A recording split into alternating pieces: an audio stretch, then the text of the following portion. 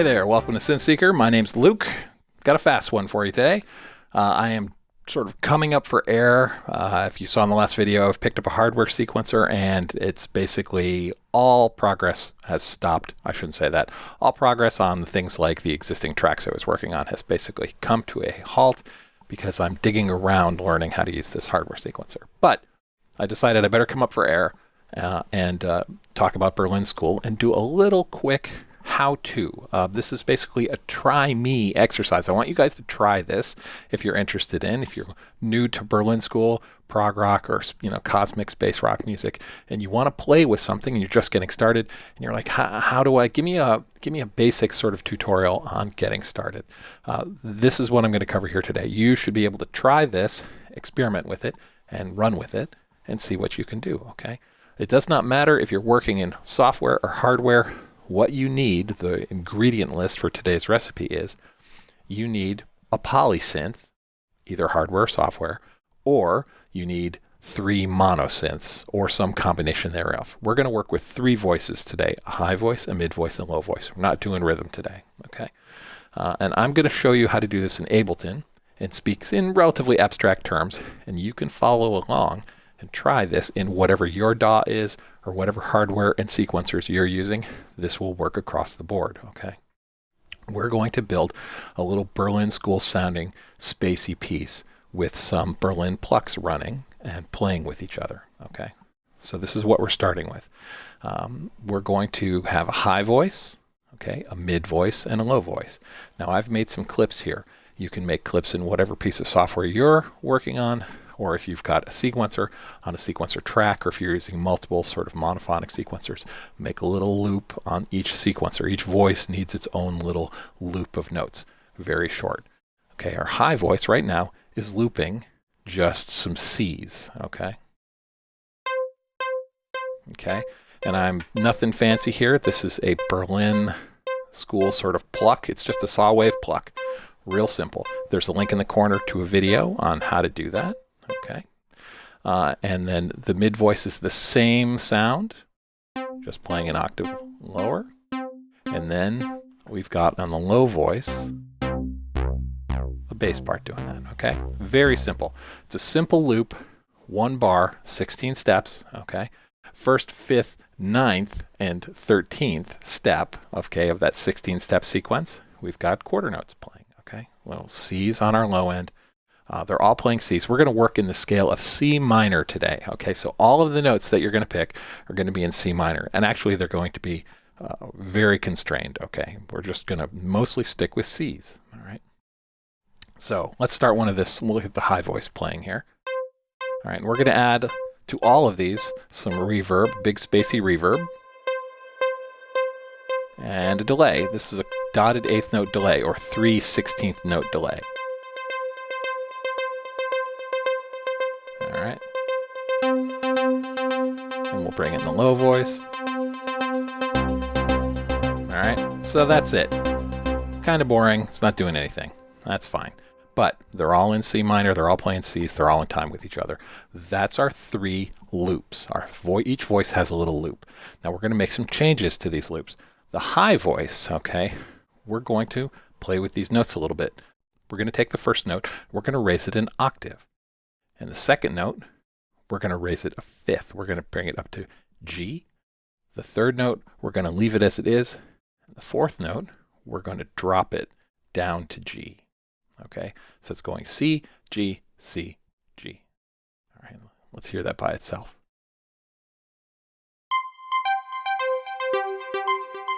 All right. All right, so that's what that voice is going to do. We're going to change it a little bit more, but for now, that's good. Let's think about our mid voice. Okay, our mid voice, I'm going to play this on top of that high voice, is doing these C's. We're going to make this one go up and down. We're going to do stair steps. So we'll take this C, and I'm going to raise it up to G.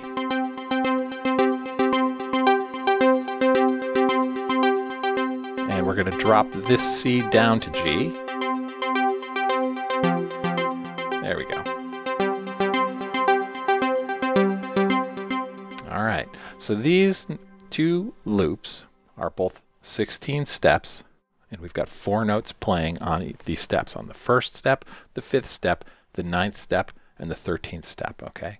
The 1, 2, 3, and 4th beats of the bar, of the measure, okay? And our high voice is just rolling down, and our mid voice is rolling up and then rolling down, all right?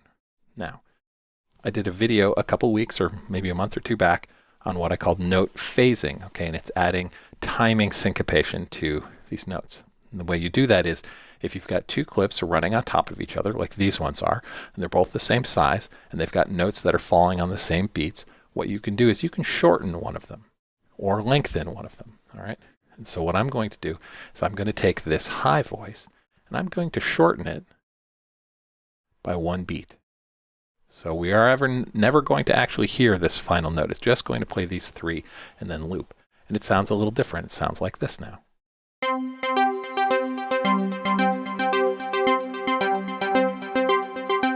All right, so we're getting some variation. We're getting note phasing as the high voice and the mid voice are coming into and out of sync with each other.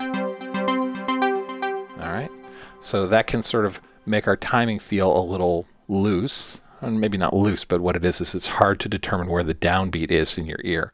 So then what we're going to do is take our low voice, and we're actually going to remove the 2nd note and the 4th note. So we still have in our low voice notes on the 1st and the 3rd beat. These are sort of the downbeats. The 1st note is the true downbeat, and the 3rd is a reinforced downbeat of this measure. This is going to help us sort of keep moving forward. Even though our high voice and our mid voice are phasing with each other, our low voice is going to sort of keep the groove rolling. Let's listen to it. All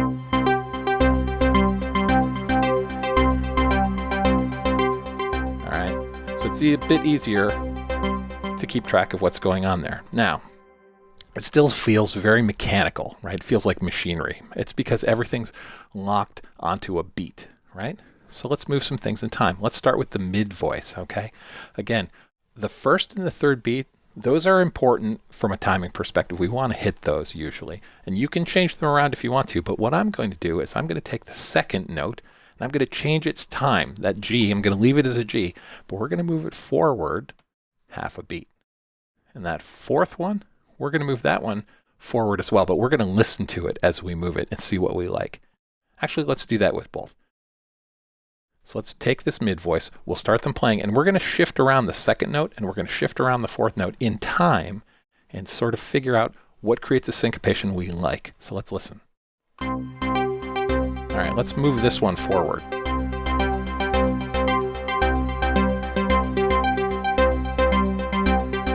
Okay, let's move the 4th one. Let's move it forward just a little bit. You might like that. I'm going to move it forward again. I like that. And now let's do the same thing with our high voice. Let's move the note that's on the 2 a little bit. Let's play with it. Let's move it forward and backwards in time and see what we like.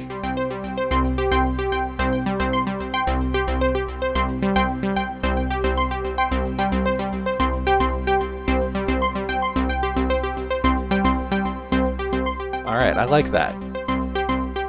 We're going to keep that, okay? All right, so what have we done? We've got 3 voices. We've got these 3 clips, okay? They were 1 note per beat, okay? And they were all C's. When we moved them around a little bit, we have C's and G's right now, okay? And then we shifted them in time. We moved some of the softer notes, not softer, some of the notes that aren't on 1 and 3. We moved the backbeats, the 2s and the 4s. We moved them around in time to create some syncopation. In this high note, in this high voice, we moved what was on the 2nd beat, we slid it forward half a beat, and we actually shortened the entire loop down to 3 instead of 4. So it goes in and out of phase with this mid voice. The mid voice, our 1st note and our 3rd note are still playing C's, and they're right on the 1 and 3 beats. Those haven't changed. That's going to keep us going forward with our groove. But our backbeats, our note that was on 2, we've slid forward, and then the one that was on 4, we've also slid forward. And then finally, our bass line It's still just ones and threes. We dropped the second beat and the fourth beat just to keep this sort of driving pulse moving forward. And now we've got this pattern. All right. That in itself may be useful, right? You may want to take that and do something with it, okay? But let's talk about introducing variation. A lot of Berlin school is we've got this repeating figure or set of repeating figures, and now we want to put variations on them, okay? One way we've classically said is you just duplicate these loops and then move some stuff around. Well, you can do that, but you can also play with it in a live sense, and that's what we're going to do today. What today's exercise is I want you to play with one of these voices one at a time as you go through. So we'll let them play. We're going to take this low voice, and we're going to transpose by shifting these notes around as it's playing. And you can start getting a feel for what's going on in your sequence. So let's get it playing. And I've selected these bass notes, and I'm just going to start shifting them up and down in the C minor scale. Going up.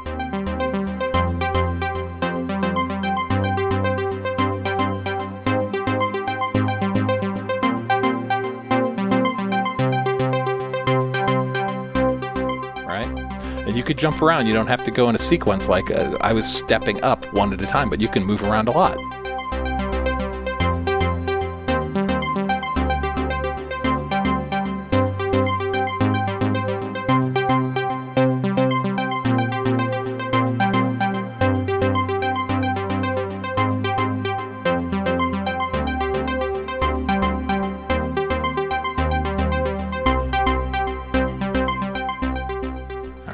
So my high and mid voices kept playing the same thing over and over, and our low voice, I was shifting it around.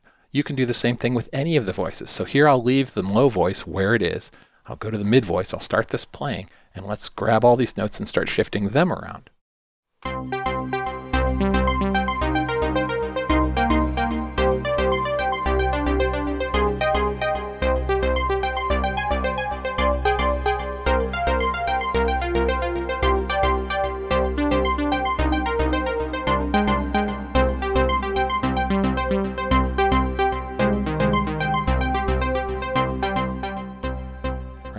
And I'm just shifting them around in the key. And sometimes I'll shift it and I'll hear a note that's a little dissonant, that I don't like it, but it's still within the key. Don't be afraid of dissonance, okay? Things that, you're like, is that a wrong note? It's not a wrong note, it's adding tension, okay? And you can always go back and alter it at any given time. You'll take these ideas, we're just generating ideas, and we want to capture them and turn them into a piece. And then when you're reviewing that piece, when you're working on the full piece, if you do hear a couple notes that when they play at the same time, they're dissonant, and you don't like that, if it's adding too much tension, you go tweak them. You can move one of them forward or backwards, up or down in the scale, till you get a more coherent sound, right? Less tense. But you can do the same thing again. We'll do it with the high voice here, okay? We'll take our mid voice, is back where it was. It starts on C. Our low voice is still rolling on C. Let's take our high voice and shift this one around. I'm just going to walk it down this time.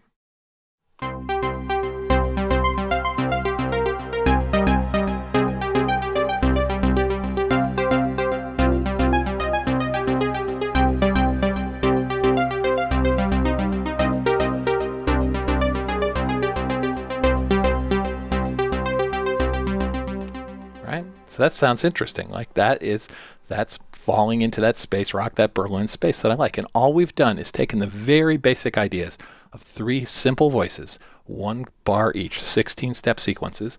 We made the high voice a 12-step sequence. We cut it short so it loops out of, gets out of phase with the other voices.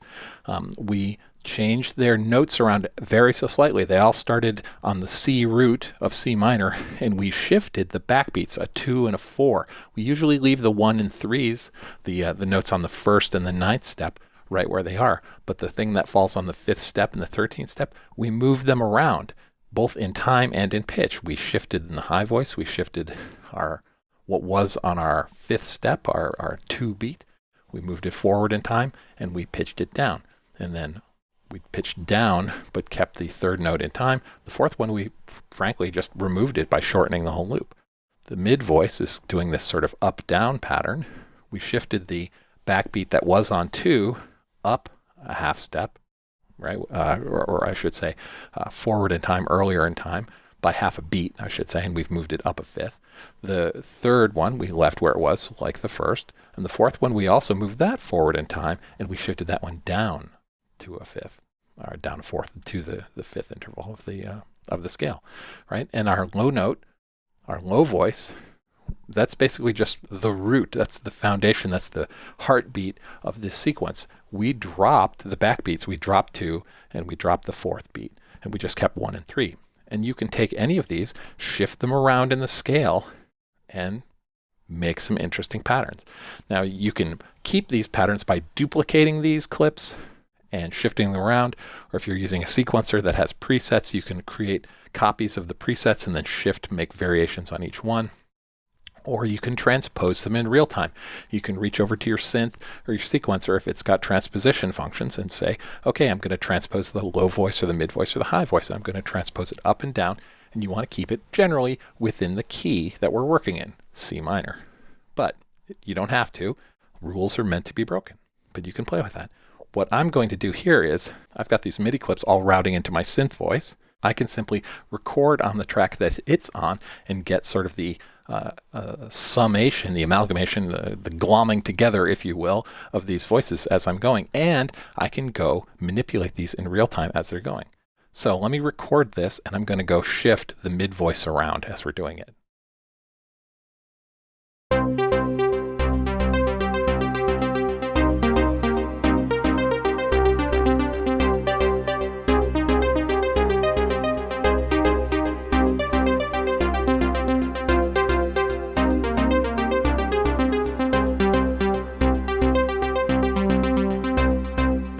All right, so what did I do there? The high voice was playing on its own. The low voice was playing on its own.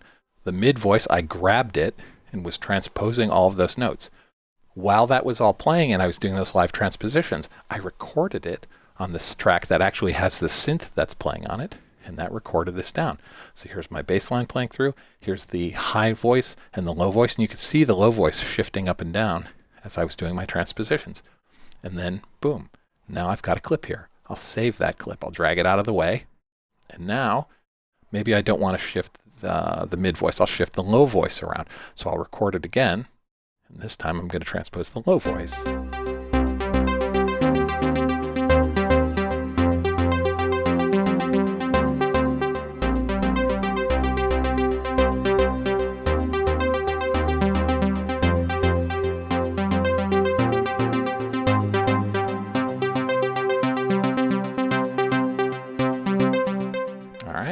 So now I've got a print there.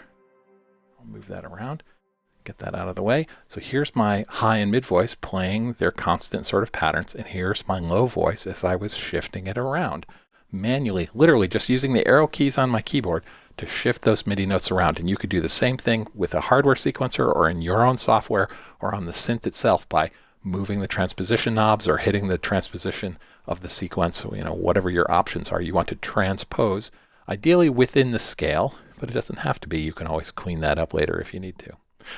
So that's it. This is today's sort of how-to or try me sort of tutorial.